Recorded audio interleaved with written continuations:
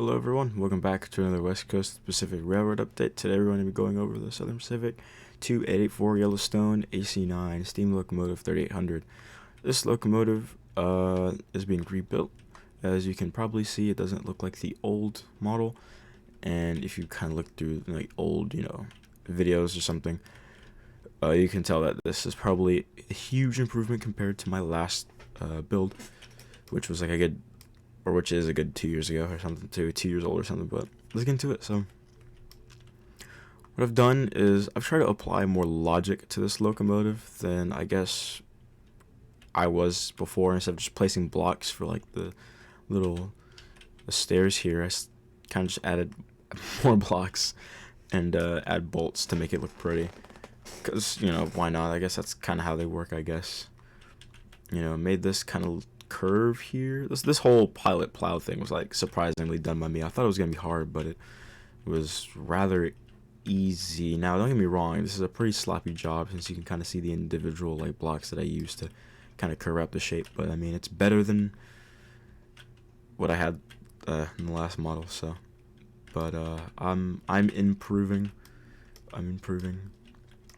slowly. I will note that I think one of the only problems that I have so far is just this bit. I have to redo this, and I'm gonna be honest, I'm not like the happiest thinking about doing piping right now, not at all necessarily, just because I'm trying to get like kind of more bigger stuff out of the way, and I think the only thing now really probably is just piping and rods, which I also am kind of scared to dive into. But because if you look at it, this is not far from being done, but it's not necessarily close. So it's like halfway, I guess, or something. But you say that looking at this side, and then you look at this side, and it's like, ah, shit. Well, still got some ways to go, I guess. So yeah, it's pretty much that. Not to mention inaccurate reverser, since that came off of 2900 class, which I built for 84, but it's. If I ever built like a 2926 or something, I could just carelessly use that and it wouldn't be a problem at all. One of my largest things I'm proud of is a couple of things. This back piece area, the cab that me and my friend did. He was like, this needs to be different immediately. So I was like, okay, you just do that. I was trying so hard to debunk blood, but I generally could not find pictures that just showed it didn't carve like this. It was just straight. That's at least what I thought, but couldn't find anything, so I'm just gonna leave it like that for now. Now it doesn't look bad, so it's whatever. I took these off the old AC9 because these aren't bad ladders. I guess in like the ending phase of like completing the AC9, I got better somehow, and this is what I came out with, and I do like these ladders, so I'm just gonna honestly keep them. And I was also doing some kind of structural work with the cab, so it's not just floating. And as you can see, that's kind of how this is going. I like this back piece of the frame. I really do like it. It's not much, but when you do new things and it looks better than what you've done in the past on your models, you do take more time to appreciate stuff like that.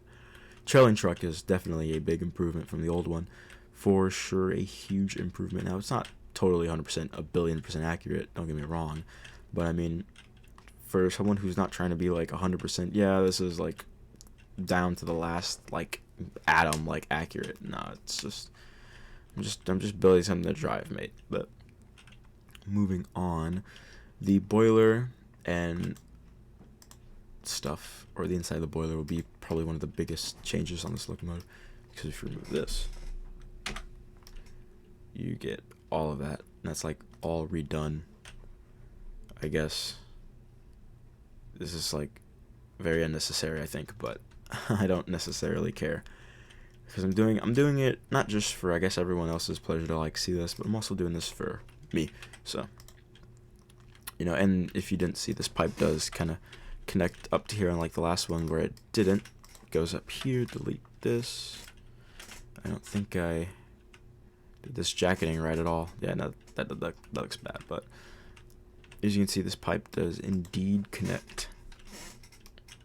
And it connects up to all this little stuff there, which I think is just very cool. I'm glad I did that. I got these references from like erecting hall pictures, where the AC9 was being built and it had all its boiler exposed and components and stuff, which also inspired me to do this piece. Oh lord.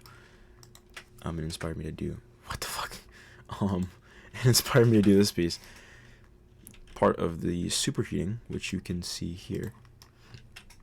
And also the whistle, you know, mounting stuff. Because if you go in here, I did hollow this out. And then boom. And you got this little pull thingy here for the whistle so you can quill it, unlike, you know, how the AC9s were actually built with unquillable whistles. I'm pretty sure they were all fitted with, you know, little lever things, which I'm pretty sure all the GS locomotives were fitted with. But, you know, 49 eventually got its whistle to be quillable, because I'm pretty sure under the Skyline they added the little cord. And, you know, based on reference pictures I've seen of the GS4, you know, when I was building with my friend Xavier for a couple of years, you know, rebuilding after rebuild, you kind of look up close and you notice, like, oh yeah, there's a little hole in the Skyline where they have the, you know, the cord, and then you got the little lever thingy, and then you're able to pull that, and then boom, you're quilling it.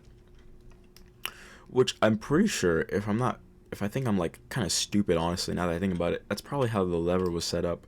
You just, I guess, not be able to quill it. I don't know. I'm kind of you kind of think about it. Maybe I'm just overcomplicating it or something.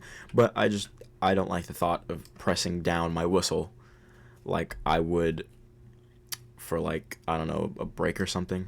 I'm not sure. My brain's not really in the right place, clearly. But I just like the traditional cord, and that's what I'm gonna add.